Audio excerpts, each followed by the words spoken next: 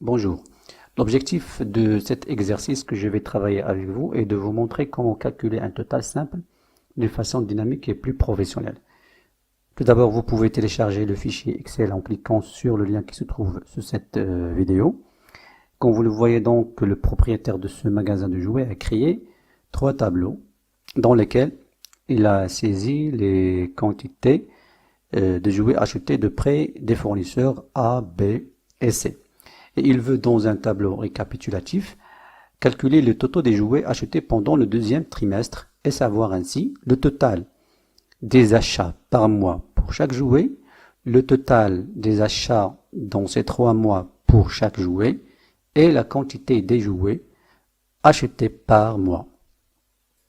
Pour calculer un total, vous avez bien sûr pensé à l'utilisation de la fonction somme, ce qui est tout à fait juste, mais permettez-moi premièrement d'attirer votre attention sur des points très importants qui vont vous aider à effectuer les calculs facilement et obtenir des résultats logiques. Numéro 1, c'est que tous les tableaux ont la même structure, c'est-à-dire ils se composent de 4 colonnes et de 5 lignes. Numéro 2, les noms des jouets respectent le même ordre dans tous les tableaux. Poupée, véhicule miniature, petit soldat et Little Pony. La même chose aussi se dit des noms des mois. Voilà, cela dit, revenons maintenant à notre tableau récapitulatif. Je vais commencer par calculer le total du premier jouet dans la liste, à savoir les poupées achetées en mois d'avril. Je sélectionne la cellule G14, je tape égal, somme, j'ouvre la parenthèse. Ensuite, je vais sélectionner les cellules qui sont impliquées dans ce calcul.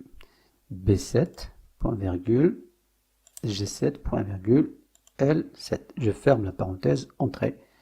Et voilà, le premier résultat est affiché. Je copie la formule soit horizontalement puis verticalement, ou bien je fais l'inverse.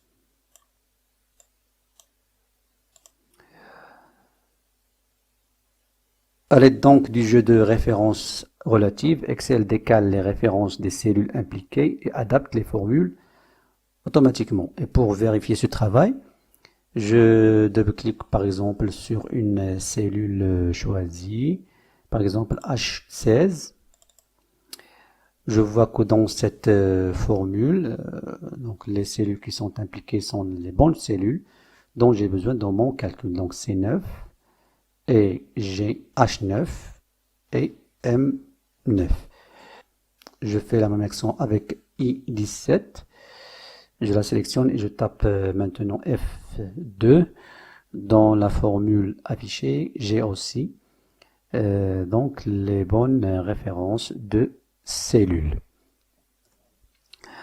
Voilà, maintenant tout fonctionne bien.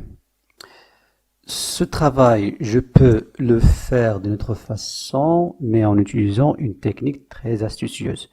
Je commence par sélectionner la plage des cellules qui va afficher mes résultats.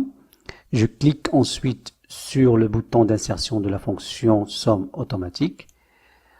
Là, je supprime la plage proposée par Excel. Je sélectionne, vous voyez premièrement que la formule est insérée dans la première cellule de cette plage, qui est G14.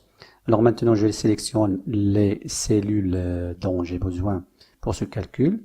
Je commence par B7. Maintenant, je presse la touche CTRL et je clique sur G7, puis je clique sur L7. Vous remarquez qu'Excel insère automatiquement le point-virgule et la référence de la cellule sélectionnée. Je valide maintenant, pas par entrée, mais je vais composer CTRL entrée.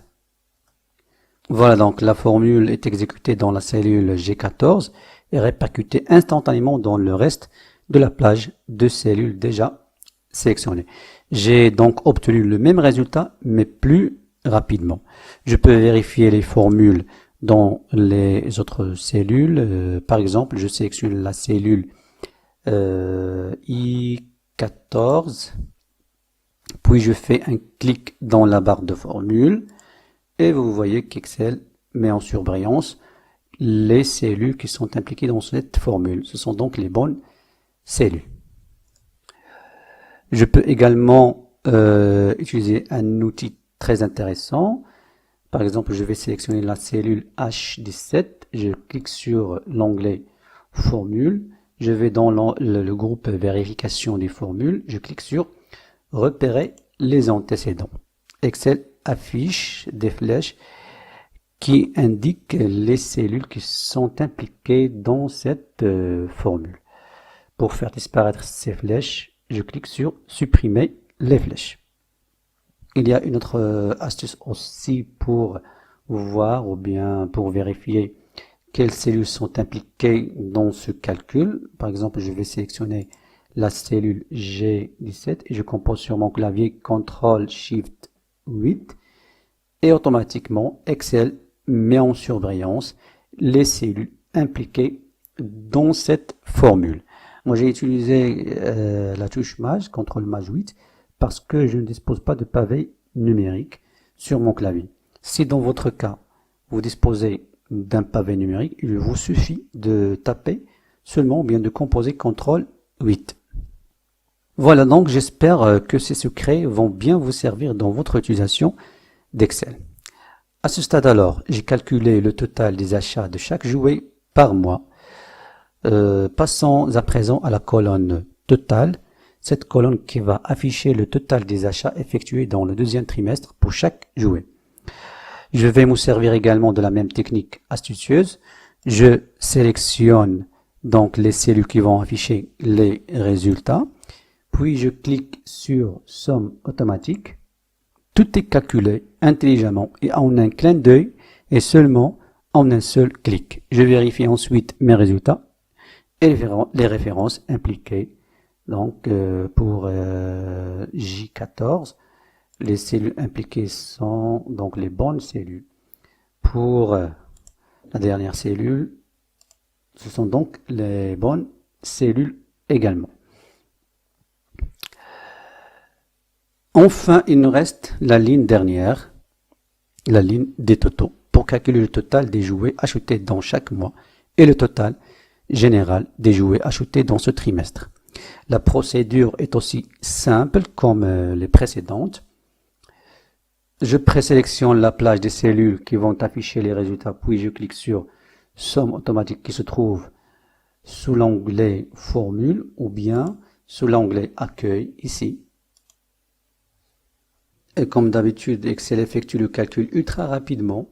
Cependant, je dois faire une petite modification qui consiste à sélectionner les bonnes cellules à introduire dans ces formules utilisées et écarter les autres dont je n'aurai pas besoin. Par exemple, vous voyez ici qu'Excel insère cette cellule qui est vide.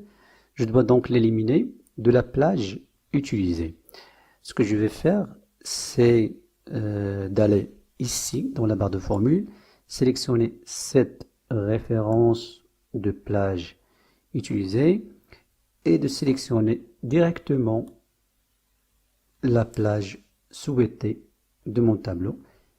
Et puisque la plage des cellules des totaux est déjà sélectionnée, je vais valider par CTRL Entrée.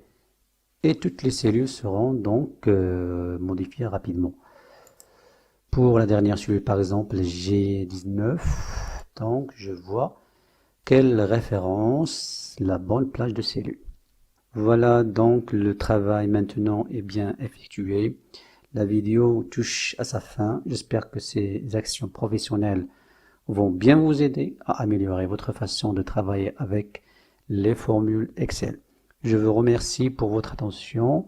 En dessous de cette vidéo, vous trouvez des liens vers des articles dans lesquels j'ai traité différents cas d'utilisation de la fonction somme.